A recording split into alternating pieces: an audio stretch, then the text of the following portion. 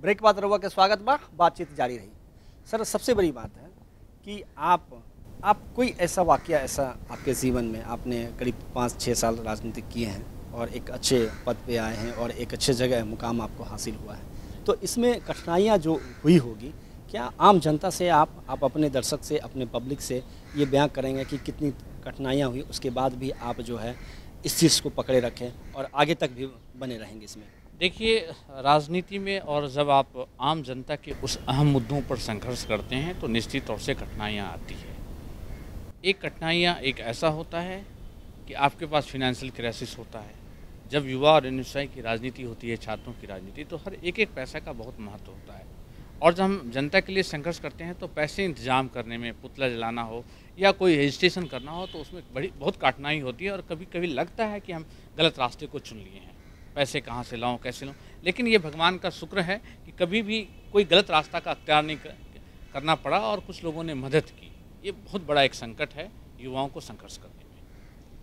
आपने देखा कि इस बार सत्र जो चला और पूरे सत्र जो है बिना कोई बातचीत के ख़त्म हो गया, इसमें आप किन्हें जिम्मेदार मानते हैं?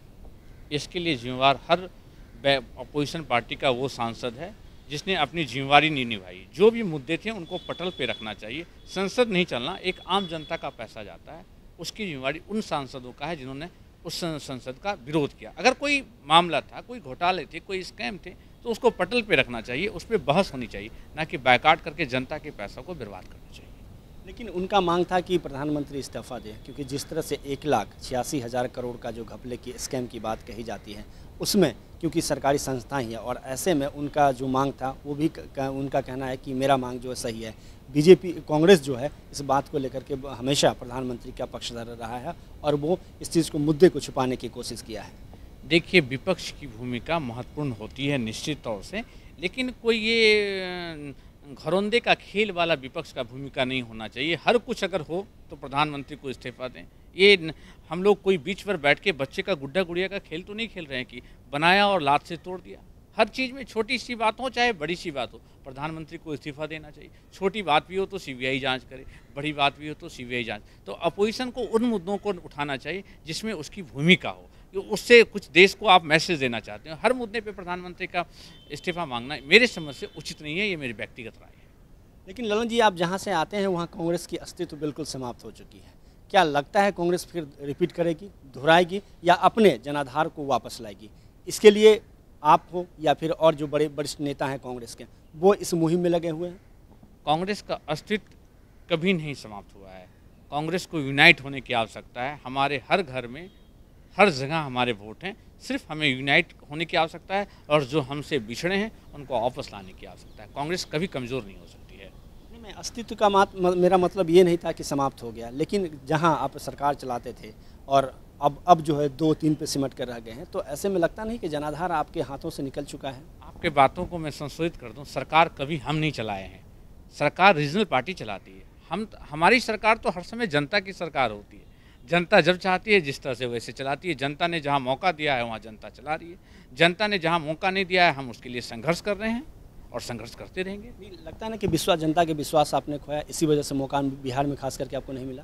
देखिए, कोई ये बात मैं बता दूं, कोई चुनाव हार गया इसका मतलब है कि वो कमज़ोर नेता नहीं है। जो जीत गया, आजकल बहुत बाहुबली और मसल्स पावर के लोग भी चुनाव जीत जा रहे हैं और जो सिद्धांतवादी और ईमानदार व्यक्ति हैं वो हार जा रहे हैं। इसका ये मतलब नहीं कि वो गलत है और जो जीत गए वो सही है। हम जहाँ अपोजिशन में हैं, हम हारे हैं तो इसका मतलब नहीं जनाधार कम है। ठीक है, थोड़ी बहुत गलतियां हुई है कांग्रेस से, उसकी गलतियों को स्वीकार करके हम जनता के विकास के लिए काम कर रहे हैं। जनता के विकास के लिए तो आप करेंगे, लेकिन आपके आपस में जो फूट है उसके लिए पार्टी क्या कर रही है? उसके लिए आप क्या करेंगे? देखिए, 4 भाई घर में होते हैं तो सबका माइंड एक नहीं होता है। कांग्रेस पार्टी एक समुद्र है, सब लोगों के माइंड से चलता है। ये रीजनल पार्टी तो है नहीं कि ये वन मैन शो है। तो फूट नहीं है, मतभेद है, जिसको मत को हम लोग एक करने में लगे हैं कि इस एजेंडा पर हमें काम करना चाहिए। कोई फूट अंदर में नहीं है। सब लोगों को आदरणीय सोनिया गांधी और राहुल गांधी जी पर विश्वास है। क्या 2014 जो मिशन कहा जा रहा है, 2014 में बिहार खास करके जो चुनाव होंगे उसमें कांग्रेस पार्टी अच्छी करके आएगी? और इसके लिए क्या अभी से तैयारी करनी चाहिए या फिर आम जनताओं में जो विश्वास खोया है आप लोगों ने, उसको वापस लाने के लिए आप सही तरीके से काम करेंगे? कांग्रेस पार्टी अपनी तरीके से काम कर रही है। उन लोगों को तैयारी करने की आवश्यकता है जिन्हें सत्ता का लालच हो। कांग्रेस पार्टी हर समय जनता के लिए संघर्ष करती है। हमें कोई सत्ता का लालच नहीं है। हम संघर्ष उन मुद्दों पे कर रहे हैं जहां जनता को न्याय नहीं मिला। उसकी तैयारी कर रहे हैं 2014 मिशन कि हम जनता को और न्याय दिला सकें। जितनी अपेक्षाएं थी वो हो सकता है यूपीए 1 और यूपीए 2 में नहीं मिला हो, उससे ज़्यादा हम न्याय दिला सकें। उसके लिए हम लोग का मिशन 2014 है। सत्ता में वापस आने के लिए नहीं है। सत्ता में वापस आने के लिए एजेंडा वो उस पार्टियों के लिए जिनका सत्ता का जिन्हें लालच हो। तो कांग्रेस को सत्ता की लालच नहीं है। कभी नहीं सत्ता की लालच नहीं। महात्मा गांधी को कोई लालच नहीं थी। कांग्रेस ने जिन जिन लोगों ने देश को आज़ादी के लिए संघर्ष किया उन्हें कोई लालच नहीं थी। हम जनता के न्याय के लिए हर समय संघर्ष करते हैं और करते रहेंगे। उसका रिजल्ट जो कुछ भी हो। यूथ को जोड़ने के लिए बिहार में खास करके आपने कई ऐसे प्रोग्राम चलाए हैं। क्या लगता है कि सही मायने में यूथ जो है आपके साथ जुड़े हुए हैं?